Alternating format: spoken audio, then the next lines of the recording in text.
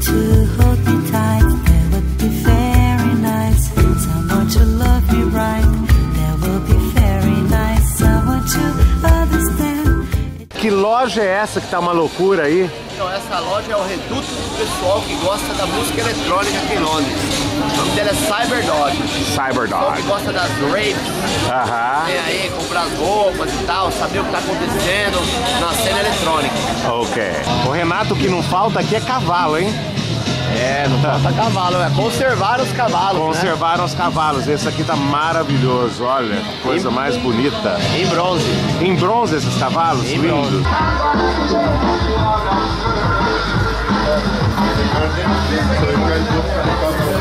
Essas comidas aqui são tão boas quanto elas parecem, porque elas parecem.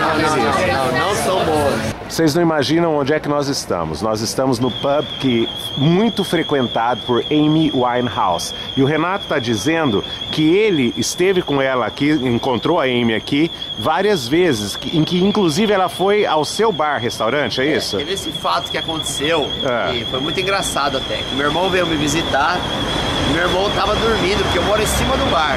Meu irmão tava dormindo em cima, e ela teve lá no meio de Brasil, a gente fechou o bar, a gente continuou lá dentro, e eu falei pra ela, ô Amy, você não quer fazer uma brincadeira com o meu irmão? Ele tá dormindo lá em cima, em casa, vamos subir lá e acordar ele. A hora que ele tiver, ele não vai acreditar, entendeu? Ser acordado por você. E na hora ela falou, não, vamos sim, vamos lá.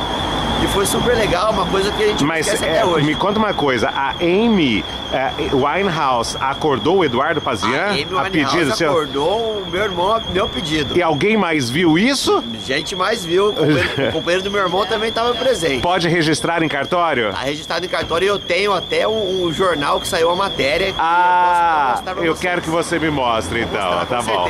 Renato está aqui com o jornal na mão que mostra que Amy Winehouse esteve aqui na casa dele, nós estamos na casa dele, exatamente em cima do bar, e foi nesta cama aqui que ela acordou o irmão dele, Eduardo Pazian. E via-se por esta janela, que tem sempre uma bandeirinha do Brasil. Foi isso mesmo, Renato? Correto. Correto. Aconteceu, fato verídico. Verídico. Essas fachadas aqui em Camden Town são muito malucas, né? Isso é mesmo um bairro assim de gente alternativíssima? Com certeza, você tá vendo aí, aqui é muita loja de tatuagem, piercing, e rock, muita coisa diferente. E foi por isso que você escolheu morar aqui? Acho que sim, um dos fatores. Eu sempre gostei de rock, eu também sempre fui alternativo. Quando eu cheguei aqui eu falei, aqui que eu quero morar. Nós estamos agora com o Phil, que é de Londres. Ele se orgulha que ele é um Cockney verdadeiro. Phil, why do you usually come to a Brazilian bar? Because I've been to Brazil many times. I spent my 60th birthday in Miranda de Noronha, and I love Brazil very much. And this is a real Brazilian bar with real Brazilian people. And do you drink Brazilian drinks? Do you eat Brazilian food? I love caipirinha, caipirinha classic. And I like, my favorite Brazilian food is muqueca. Oh, muqueca. Muqueca, yes. But tonight I might try the feijoada. Fish or shrimp? For your muqueca. Shrimp. And feijoada, you've already tried feijoada? I've had feijoada many times. Many times. It agrees with your stomach? No problem. No problem at all.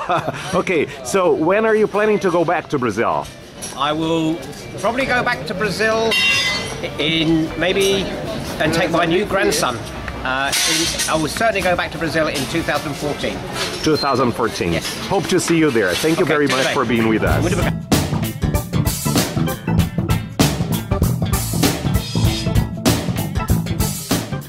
Nós estamos aqui com umas australianas e uma da República Tcheca também. E a Morgan from Australia. Morgan, could you tell us why you decided to come to a Brazilian bar? Because we work in the area and it's a fun place to come, lots of cool dancing, and I like the scene and the atmosphere that the restaurant brings, and it's cheap drinks. And have you ever been to Brazil? No, I haven't. Would you like to go? Yeah, I would actually. Also, visit us sometime there, okay? Yeah, I will. Thank you for the interview. Thank you.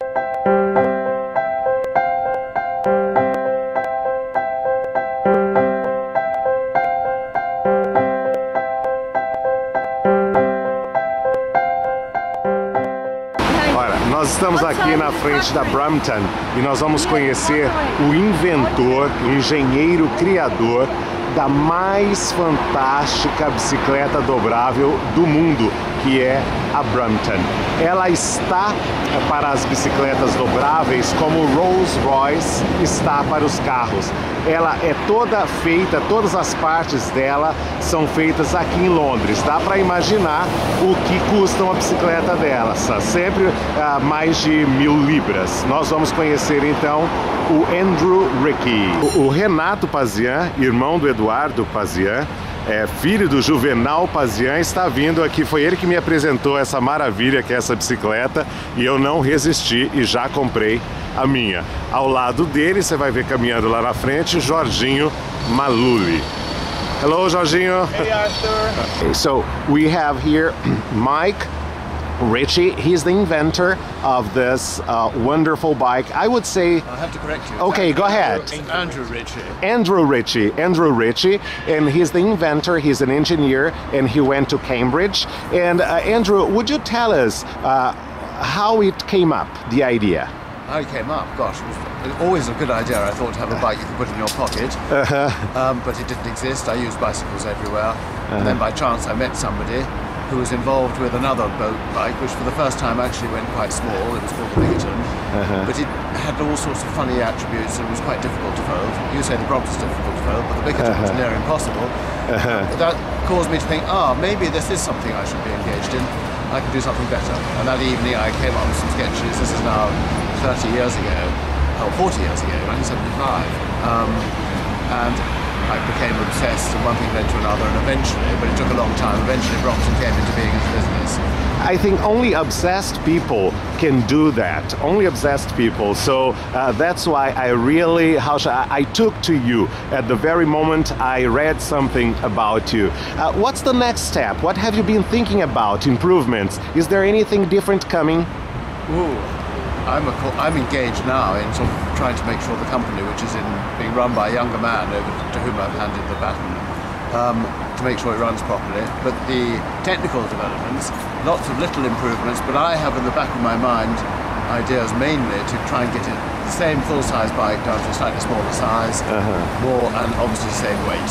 Weight is the big difficulty because it's got to take heavy people and light people, and at the moment at around 10 kilos, maybe 9 if we get the lightest model. That's a little bit heavier than people would like to carry. Do you think you would have created such a wonder without being an engineer? You became an engineer, you went to Cambridge University. How much did it contribute? Quite a bit in terms of thinking through the stresses, etc. But most of what I learned at Cambridge was irrelevant. There was one big thing missing at Cambridge, which we call metal bashing, i.e. the whole business of working metal. Yes, we were vaguely aware of it. I was actually sent by my first employer a long time ago, immediately after Cambridge, to a technical college where they made us actually cut metal and make things, and that served me in really good stead. But I still had a lot more to learn, which I did at my shareholders' expense once we started manufacturing and learning about tube manipulation and presses and all the issues that come up with actually working metal. I've never wanted to have a Ferrari. I've always wanted to have a Rolls-Royce. Would you say that, would I be exaggerating if I said that your portable bike is just like the Rolls-Royce of the portable bikes? No, it's not really. Some people use this comparison. It's not really. Do they? Do they? Yes, a bit, because it's got the quality is good, and we do our best to maintain quality. But a Rolls-Royce is another motor car with it looks like another car, but it's just beautifully made.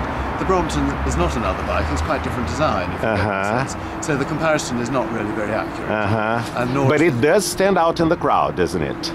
Your bike does stand out in the crowd. Even here in London, when I ride my bike, I see people staring at me. Still? Yeah, still. Can you imagine in Brazil, in Rio, when I go to Ipanema riding my bike? Well, people will stare at you there. I'm sure the people of your... And I love to stand out in the crowd. Well, I'm sure people of Latin blood too will show much more interest. The English are much more reserved. But even here, in the early days when somebody saw a Brompton, you'd smile, shake hands, Of course, there are too many now for that to happen. But people are still interested, and they're still always very friendly. There's a little community of people who enjoy using the bike. Electric bikes have become quite popular. Is there any possibility of our having an electric Brompton someday?